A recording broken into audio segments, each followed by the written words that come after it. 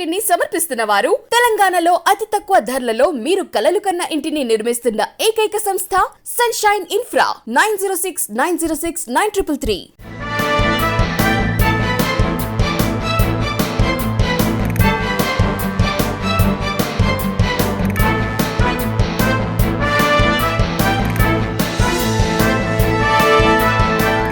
నమస్తే, welcome to V3 news. లక్ష్యం సమాజహితం. నేను ఆకాంక్ష. బులెటిన్లో ముందుగా హెడ్లైన్స్ చూద్దాం. కేంద్ర మంత్రి హోదాలో మొదటిసారి ఉజ్జయిని అమ్మవారిని దర్శించుకున్న కిషన్ రెడ్డి. కోవిడ్ మహమ్మారి పట్ల నిర్లక్ష్యం వద్దని ప్రజలకు సూచన.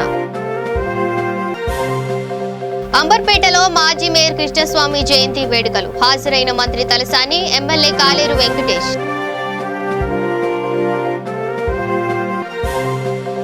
వనపర్తి జిల్లాలో గిరిజనుల పంటలను ధ్వంసం చేసిన అధికారులు. జిల్లా కలెక్టరేట్ ను ముట్టడించిన గిరిజన రైతులు. తిరుమలలో లాంఛనంగా నవనీత సేవా కార్యక్రమం. కలియుగం ఉన్నంత కాలం ఈ సేవ కొనసాగుతుందన్న వైవి సుబ్బారెడ్డి. విశాఖలో ఘనంగా తెలుగు భాషా దినోత్సవం. గిడుగు రామ్మూర్తి సేవలను కొనియాడిన మంత్రి అవంతి. డీటెయిల్ చూస్తే, కోవిడ్ మహమ్మారి పట్ల ప్రజలు నిర్లక్ష్యం వహించవద్దని కేంద్ర మంత్రి కిషన్ రెడ్డి పిలుపునిచ్చారు.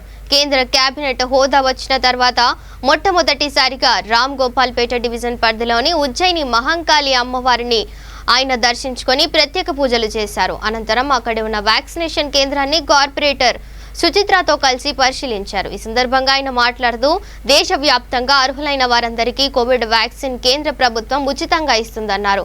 నిర్లక్ష్యం చేయకుండా ప్రతి ఒక్కరూ వ్యాక్సిన్ వేసుకోవాలని, కుటుంబ సభ్యులలో ఎవరైనా వ్యాక్సిన్ తీసుకోకపోతే వారికి వ్యాక్సిన్ తీసుకునే విధంగా ప్రోత్సహించాలన్నారు. కోవిడ్ వ్యాక్సిన్ కోసం చాలా దేశాలు మన కేంద్ర ప్రభుత్వ తలుపులు తడుతున్న విషయాన్ని ఆయన గుర్తు చేశారు. పూజా కార్యక్రమం అనంతరం కిషన్ రెడ్డిని ఆలయ ఈవో మనోహర్ రెడ్డి అర్చకులు ఘనంగా సన్మానించారు. వ్యాక్సిన్ విషయంలో కానీ, కరోనా విషయంలో కానీ వదంతులు నమ్మకండి. ఇంకా థర్డ్ వేవ్ ఎక్కడా రాలేదు. థర్డ్ వేవ్ కోసం భయపడాల్సిన అవసరం లేదు. కానీ రాలేదనో, వ్యాక్సిన్ వేసుకున్నానో, ఇక రాదనో నిర్లక్ష్యం చేయకూడదు. అందరూ కూడా అన్ని ప్రోటోకాల్స్ అందరూ పాటించాలి. ఈరోజు ప్రభుత్వం ఏ రకమైనటువంటి ముదిరాజులకు ప్రభుత్వం ఎల్లవేళలా సహాయ సహకారాలు అందించడానికి సిద్ధంగా ఉందని మత్స్యశాఖ మంత్రి తలసాని శ్రీనివాస్ యాదవ్ అన్నారు.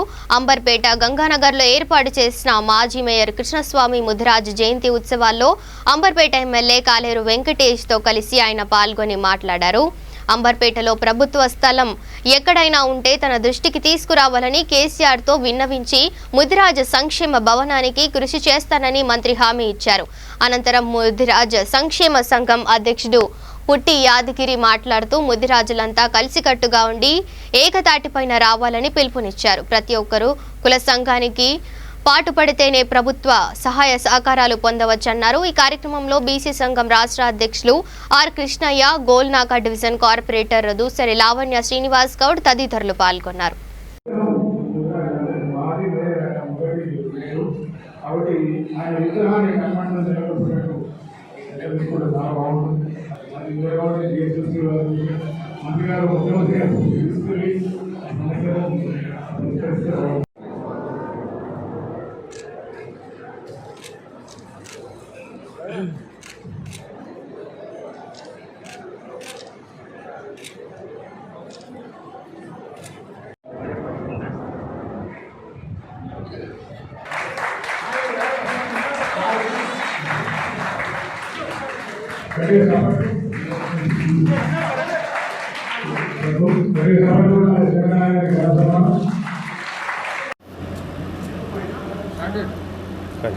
ముదిర సంఘం నుంచి మాది ఒకటే కోరిక. ఇప్పుడు శంకరన్న చెప్పినట్టుగా వాళ్ళలో ముదిర సంఘాలు పిలిచినట్టుగా కాకుండా అందరం ఒకటై, బండ ప్రకాష్ కానివ్వండి, కాసాని గణేశ్వరి కానివ్వండి, ఇంకా ఎవరైనా కానివ్వండి, అంతా ఒకటిగా ఉంటేనే మనం సాధించగలుగుతాం. బీసీడీ నుంచి ఏ గ్రూప్ మనం వేరే వాళ్ళు కూడా సుప్రీంకోర్టుకు వెళ్ళి ఆపేసిండ్రు. సుప్రీంకోర్టు ఆదేశించింది వీళ్లకు, బీసీ కమిషన్కు ఎంబడే రిపోర్టు పంపించండి అని చెప్పి. కానీ ఇంతవరకు పంపించలే. ఇప్పుడు 15 ఏళ్ళు అవుతున్నది, ఇంతవరకు పంపించలే. అది ఎంబడే బీసీ కమిషన్ వెంబడే కమిటీ చేసి వాళ్ళకు రిపోర్ట్ పంపించమని మేము కోరుతున్నాము.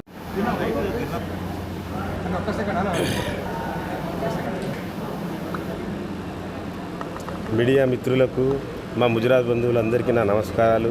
ఇవాళ కృష్ణస్వామి యొక్క 128వ జయంతికి విచ్చేసిన మా బంధువులందరికీ, మా మిత్రులందరికీ నేను ధన్యవాదాలు చెప్పుకుంటున్నాను. మనమందరం ఐక్యమత్యంగా ఉంటేనే మనం ఏమైనా చేయగలుగుతాం. కృష్ణన్న చెప్పినట్టు, శ్రీనివాస్ యాదవ్ చెప్పినట్టు మన యాదన్నతో అందరు కలిసి గట్టిగా ఉండాలి. ప్రతి జాగాలు ఎవరు చూడు ఒక దుకాణం పెట్టుకున్నట్టు పెట్టుకుంటున్నారు. నేను ప్రెసిడెంట్, నేను జనరల్ సెక్రటరీ అని చెప్పుకుంటారు. ఎవరిని చెప్పుకోవద్దన్న కోరిక. మనమందరం కలిసి కట్టుకుంటేనే ఏమైనా సాధించగలుగుతాం. ఇవాళ ఏం చెప్తున్నారు, అందరూ వేరే కులం వాళ్ళు మనకు బుద్ధి చెప్తున్నారు. అయినా మీరు ఇట్లుండండి ఇట్లుండి అని చెప్పి మనం ఎంత తప్పు చేస్తున్నానో ఆలోచించండి. ప్రతి గల్లీలో ఒక షటర్ మడిగా ఇప్పి నేను ప్రెసిడెంట్ను, జనరల్ సెక్రటరీని, నేను వైస్ ప్రెసిడెంట్ అని చెప్పుకుంటున్నారో అవి చెప్పుకోకూడదు. మనమందరం ఐక్యవంతంగా ఎన్నుకున్న తర్వాతనే మీరు ప్రెసిడెంట్ ఎవరో, జనరల్ సెక్రటరీ మేము చెప్తాము. ప్రతి ఏరియాలో ఒక ఆఫీస్ ఇద్దామని మేము అందరం నిర్ణయించుకుంటున్నాము. ఇవాళ నుంచి ఈ పోరాటం స్టార్ట్ చేస్తాం. మేము కృష్ణస్వామి గారి జయంతి సందర్భంగా ఇవాళ నుంచి మేము పోరాటం దిగుతున్నాం. అందరం కలిసి మీరందరూ సహకరించాలి మాతోటి. ముందుగా మీరందరూ మీడియా మిత్రులు బాగా మాతో సహకరిస్తేనే మేము ఏం చేస్తున్నాం అనేది ప్రజలకు తెలుస్తుంది. అందరికీ నమస్కారాలు. బీసీ నుంచి బీ నుంచి ఏలకు రావాలని కోరుకుంటున్నాము. ఆల్రెడీ వైఎస్ గారు ఉన్నప్పుడు ఇక తరతరాల నుండి గిరిజనులు సాగు చేసుకుంటున్న సర్వే నంబర్ 200లోని భూమిని మెడికల్ కాలేజీ పేరుతో లాక్కోవడానికి ప్రభుత్వం ప్రయత్నం చేస్తుందని తెలంగాణ గిరిజన సంఘం జిల్లా అధ్యక్షులు బాల్యానాయక్ ఆగ్రహం వ్యక్తం చేశారు. పోలీసుల ద్వారా గిరిజనులు సాగు చేసుకుంటున్న భూములను నాశనం చేసి గిరిజనులపై దాడి నిర్వహించారంటూ రైతులు ఆవేదన వ్యక్తం చేశారు. ప్రభుత్వ తీరును ఖండిస్తూ పోలీసులు వ్యవహరించిన తీరు పట్ల జిల్లా కలెక్టరేట్ ఎదుట ధర్నాకు దిగారు. గిరిజనులు సాగు చేసుకున్న భూములపై పోలీసులు జోక్యం చేసుకోకూడదని, వేసిన పంటను నాశనం చేయవద్దని ప్రభుత్వానికి గిరిజనుల నాయకులు హెచ్చరించారు. సాగు చేస్తున్న భూములకు పట్టాలు ఇవ్వకుండా భూములు ఉంచుకోవడానికి ప్రయత్నం చేస్తే రాష్ట్ర వ్యాప్తంగా గిరిజనులు వివిధ ప్రజా సంఘాల ఆధ్వర్యంలో రాష్ట్ర వ్యాప్తంగా పోరాటం చేస్తామని స్పష్టం చేశారు. అనంతరం వివిధ డిమాండ్లతో కూడిన వినతి పత్రాన్ని జిల్లా కలెక్టర్కి అందజేశారు.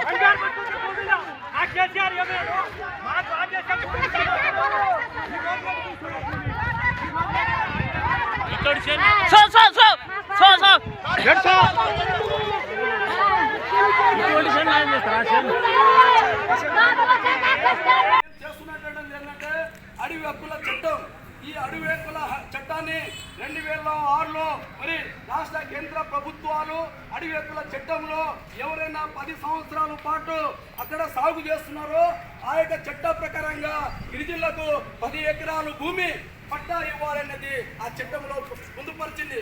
ఆ చట్టంలో 2000 లోపే ఉన్న వాటికి అంత ముందుకు ఎవరైతే రైతులు సాగు చేస్తున్నారో వారిని ఇవ్వాలనేది గతంలో కలెక్టర్ గారికి, ఆర్డీఓ గారికి మనం ఈ యొక్క గిరిజన సంఘాలుగా గిరిజనులు అక్కడ ఉన్న రైతులు పెద్ద ఎత్తునగా పోరాటం చేయడం జరిగింది.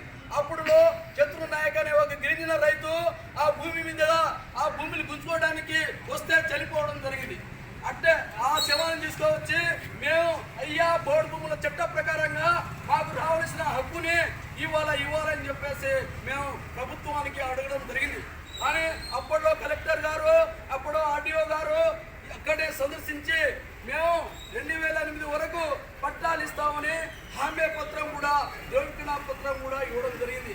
ఆ భూమిలో సంబంధించినటువంటిది ప్రభుత్వం అన్ని రకాల రాయితీలు ఇచ్చేసి బోర్లు, బావులు అక్కడ ఇవ్వడం వల్ల, కరెంట్ కనెక్షన్ ఇవ్వడం వల్ల ఆ రాపిడితోనే మా కుటుంబం అంతా కూడా, గిరిజన కుటుంబాలు కూడా జీవనం సాగించి బతుకున్న పరిస్థితి కనిపించింది. అప్పటి నుంచి ఇప్పుడు 3 తరాలతో పాటు గిరిజనులు సాగు చేసుకుంటున్నారు. మేము అడిగేది ఏంటంటే, అమ్మా ఈ భూమి మాకు ఇవ్వండి, మీకు మెడికల్ కాలేజీ పేరుతో పక్కన ఉన్నటువంటి భూమిని చేసుకోండి, అభివృద్ధి చేయండి. కానీ 1/2 ఎకరా అరకొర ఉన్నట్టు భూములని ఉంచుకోవడం వల్ల మా గిరిజనుల బతుకులు దుర్భర పరిస్థితి అవుతుంది. డెక్కలాడితే డెక్కలాడేటువంటి గిరిజనులు మరి ఈ రోజు వలసలు పోయే జీవాలు అడవిని నమ్ముకొని బోలం మాము. మేము ఇటువంటి పరిస్థితిని ఆ భూమి తప్ప మరి ఎక్కువ భూమి కాదు.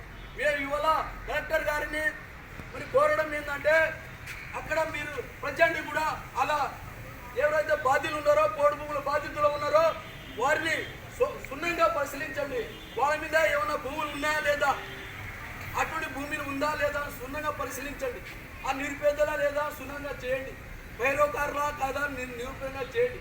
మీరు అటువంటి చేయండి. మా గిరిజనులకు మేము మా గిరిజన రైతులను మీరు ఆదుకునే దశలో చేయండి. ఒక జిల్లా కలెక్టర్గా మీకు కోరడం జరుగుతుంది. అందుకోసం ఈరోజు ఇటువంటి సందర్భంలో ఈరోజు మా పొలంలో దాదాపు అన్ని రకాల పంటలు వేస్తే జేసీబీ ద్వారా ఈరోజు నాశనం చేశాం. ఆ పంటలు కూడా నాశనం చేయింది. ఈ పంటలు పండితే మా బతుకులు ఆత్మహత్యలు తప్ప వేరే ఒకటి. శ్రీ కృష్ణాష్టమి పర్వదినాన్ని పురస్కరించుకొని శ్రీవారికి వెన్న సమర్పించేందుకు ఉద్దేశించి నవనీత సేవను తిరుమలలో లాంఛనంగా జరిగింది. టీటీడీ ధర్మకర్తల మండలి అధ్యక్షులు YV Subba Reddy, EO doctor KS Jawahar Reddy గోశాల నుండి వెన్న తీసుకుని ఊరేగింపుగా శ్రీవారి ఆలయానికి చేరుకొని అర్చకులకు అందజేశారు. అనంతరం చైర్మన్ మీడియాతో మాట్లాడుతూ పవిత్రమైన కృష్ణాష్టమి పర్వదినం రోజున నవనీత సేవను ప్రారంభించుకోవడం మనందరి అదృష్టమన్నారు. కలియుగం ఉన్నంతకాలం ఈ సేవ కొనసాగుతుందని చెప్పారు.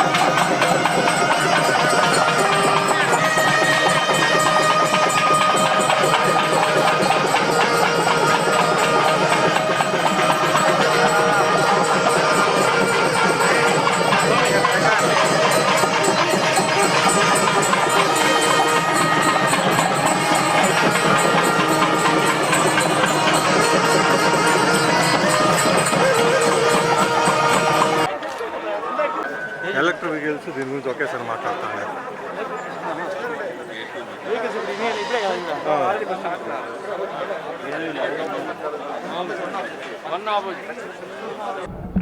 తిరుపతి దేవస్థానం ఆధ్వర్యంలో ఈ కృష్ణాష్టమికి ఒక ప్రత్యేక ఉంది. చరిత్రలో ఎప్పుడో 33 సంవత్సరాల కిందట అష్టాదశ పాద పూజ స్టార్ట్ చేయడం తిరుమల తిరుపతి దేవస్థానం ఆధ్వర్యంలో మళ్ళా ఈ సంవత్సరం ఈరోజు పవిత్ర కృష్ణాష్టమి రోజు నవనీత సేవ ప్రారంభించుకోవడం జరిగింది. ఈ నవనీత సేవ ఒక ప్రత్యేకత, ఈ రోజుకున్న ప్రత్యేకత మీకు తెలిసే ఉంటుంది. కృష్ణాష్టమి కృష్ణ భగవానుడు ఇదైన రోజు. ఈరోజు కృష్ణ భగవానుడికి ఇష్టమైన నవనీత సేవ ప్రారంభించుకోవటం మనందరి అదృష్టంగా భావిస్తుంది. ఇక్కడ భక్తులు చేసుకున్న పుణ్యఫలం ఈ అవకాశం మనకి దక్కింది. ఇది ఒక చారిత్రాత్మక ఘట్టంగా మిగిలిపోయింది. ఎందుకంటే మేము తీసుకున్న నిర్ణయాల్లో ముఖ్యంగా గో ఆధారిత నైవేద్యం స్వామివారికి సమర్పించడం, గోపూజ కార్యక్రమం, గుడికో గోమాత కార్యక్రమం, ఇవన్నీ కూడా చరిత్రలో మిగిలిపోయే విధంగా అమలు జరిగే కార్యక్రమం జరుగుతుంది. ముఖ్యంగా ఈ నవనీత సేవ ఘట్టం ఈ కలియుగం ఉన్నంతకాలం ఈ సేవ కొనసాగే విధంగా ఆ దైవుడు కలియుగ దైవం వెంకటేశ్వర స్వామి జరిపిస్తాడని మేము భావిస్తున్నాం. ఇది మనందరి గొప్పతనం కాదు, స్వామివారు మనకిచ్చిన అవకాశం ఇట్లాంటి గొప్ప సేవ ప్రారంభించుకోవడం. అంటే ఈ నవనీతం వెన్న తయారు చేసేది మామూలుగా ఇదివరకు స్వామివారికి ప్రతిదినము వెన్నతోటే పూజా కార్యక్రమాలు మొదలవుతాయి నైవేద్యం సమర్పించినాక. ఆ నైవేద్యం మనం మామూలుగా పాలు తీసుకోవచ్చు, అంటే ఫ్యాక్టరీల నుంచి తెచ్చిన మిల్క్ చిల్లింగ్ సెంటర్ నుంచి తెచ్చిన పాల నుంచి, డైరీ ఫామ్ నుంచి తెచ్చిన పాలు. ఇక ఖమ్మం జిల్లా కల్లూరులోని ప్రభుత్వ హై స్కూల్ను ఎమ్మెల్యే సండ్ర వెంకట వీరయ్య సందర్శించి అక్కడున్న మౌలిక వసతులను పరిశీలించారు. సెప్టెంబర్ 1 నుంచి స్కూల్ తరగతి పునఃప్రారంభించనున్న నేపథ్యంలో అధ్యాపకులు, విద్యార్థులు కోవిడ్ నియమ నిబంధనలు పాటిస్తూ తరగతులు నిర్వహించాలని ఎమ్మెల్యే సూచించారు. విద్యార్థులకు కావాల్సిన మౌలిక వసతులు తక్షణమే కల్పించాలని అధికారులను ఆదేశించారు. అధ్యాపకుల సూచన మేరకు శిథిలావస్థకు చేరిన పాత బిల్డింగ్స్ స్థానంలో కొత్త భవన నిర్మాణానికి కృషి చేస్తానని చెప్పారు. తక్షణ సాయంగా తరగతి గదుల నిర్మాణానికి 15 లక్షల రూపాయలు మంజూరు చేస్తున్నట్లు చెప్పారు.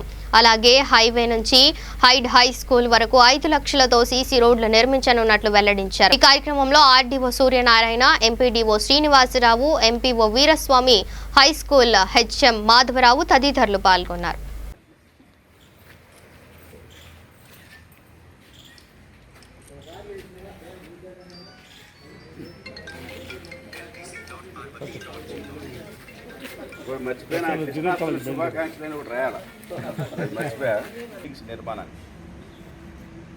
గతంలో సర్వశిక్ష అభియాన్ ఉన్నప్పుడు రాజీవ్ విద్యా మిషన్ ద్వారా, డిపెప్ ద్వారా బిల్డింగ్ల నిర్మాణం జరిగేది. నాకు తెలిసి కేంద్ర ప్రభుత్వం ప్రణాళిక సంఘాన్ని తీసివేసి తర్వాత అన్ని ఫండ్స్ని ఒకే దాంట్లో వేయడం జరుగుతుంది.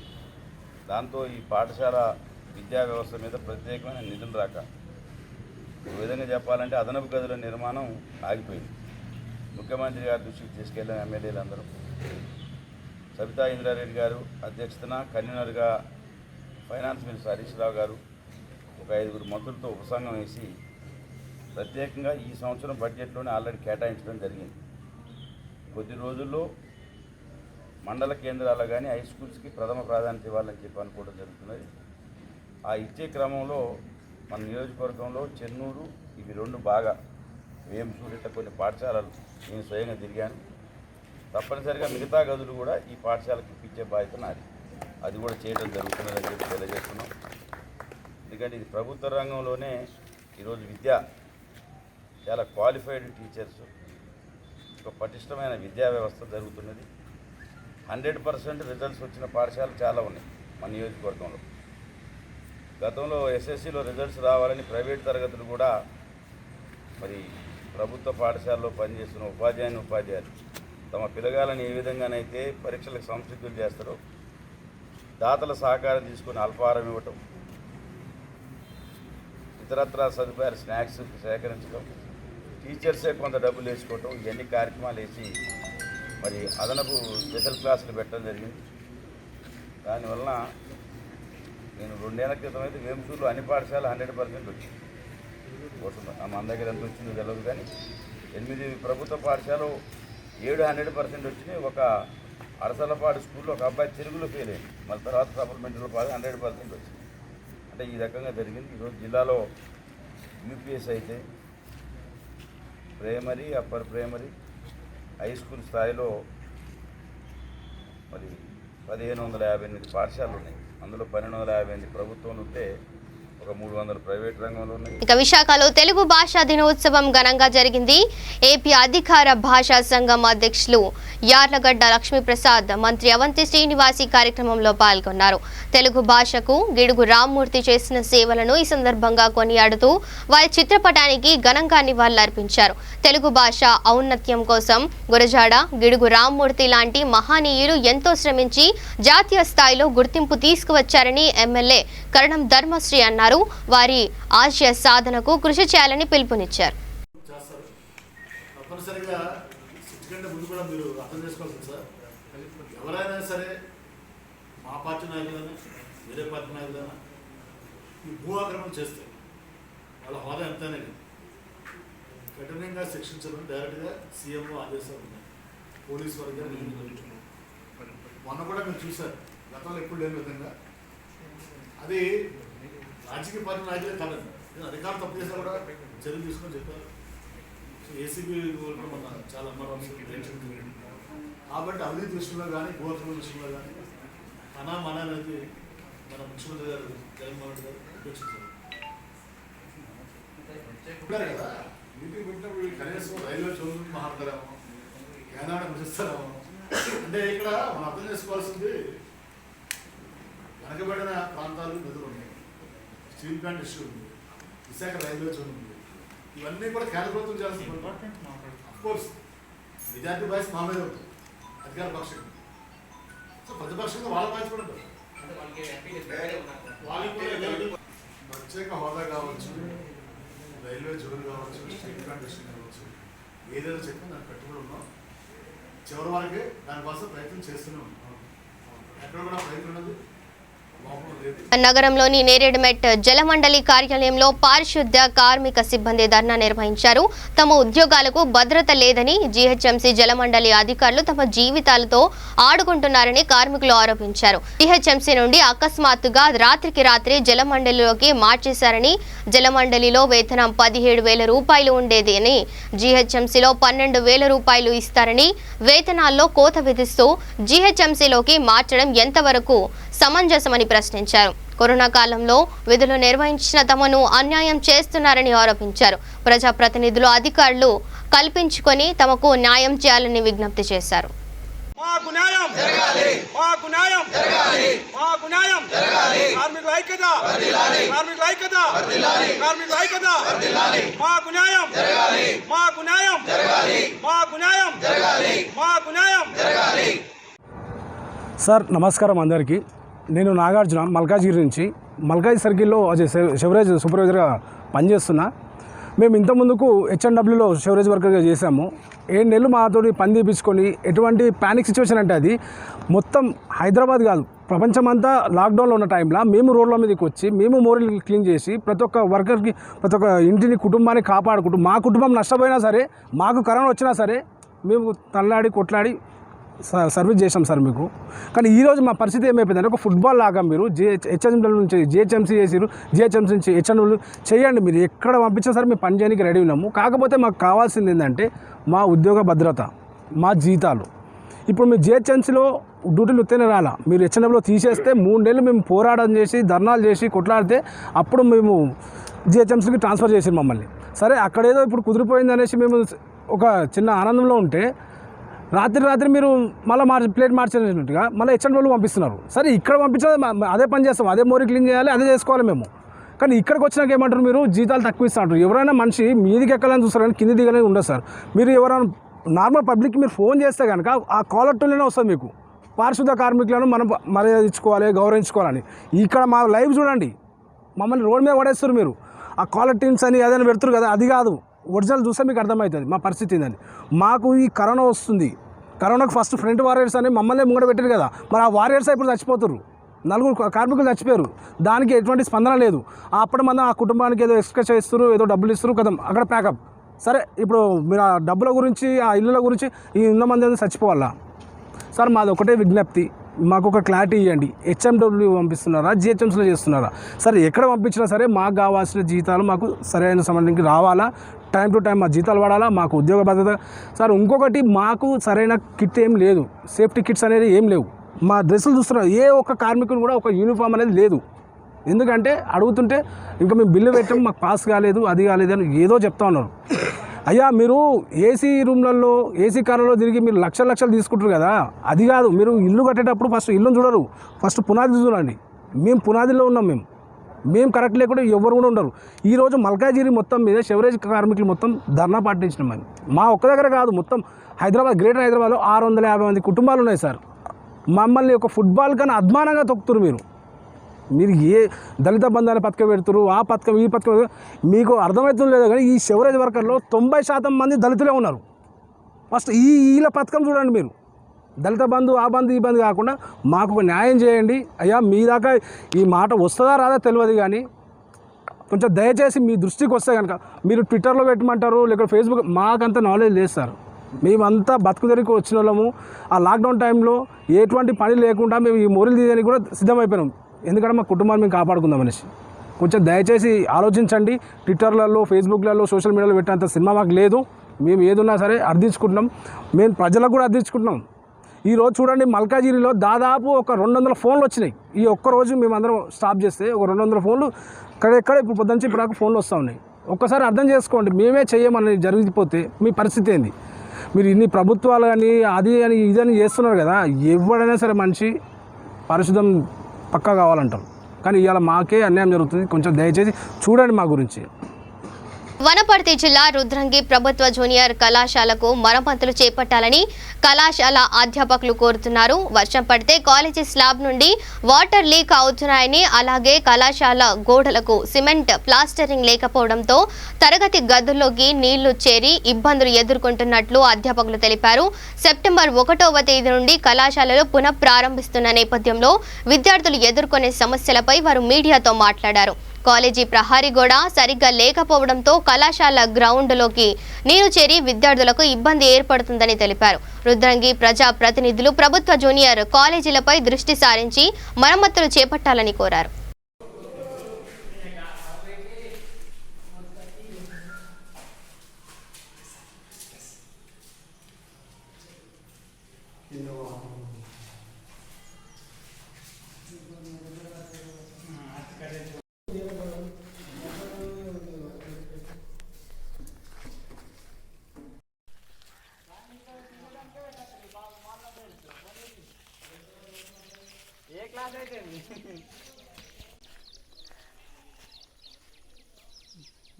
ఇంకో గట్టి వాన కూడా తాడు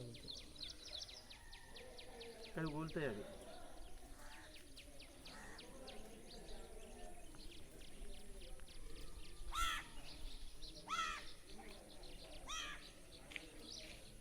ఇక బులెటిన్ ముగించే ముందు హెడ్లైన్స్ మరోసారి చూద్దాం.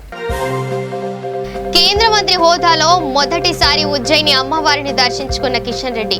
కోవిడ్ మహమ్మారి పట్ల నిర్లక్ష్యం వద్దని ప్రజలకు సూచన. అంబర్పేటలో మాజీ మేయర్ కృష్ణస్వామి జయంతి వేడుకలు. హాజరైన మంత్రి తలసాని, ఎమ్మెల్యే కాలేరు వెంకటేష్.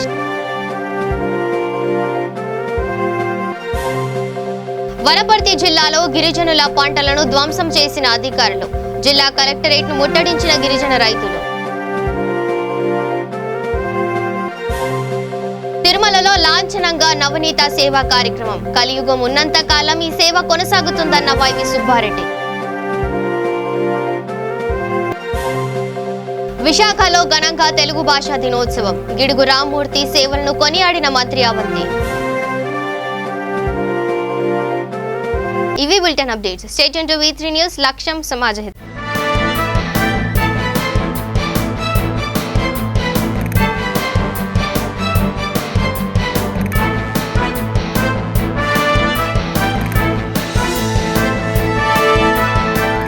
ఈ బులెటిన్ ని సమర్పించిన వారు తెలంగాణలో అతి తక్కువ ధరలలో మీరు కలలు కన్న ఇంటిని నిర్మిస్తున్న ఏకైక సంస్థ సన్షైన్ ఇన్ఫ్రా.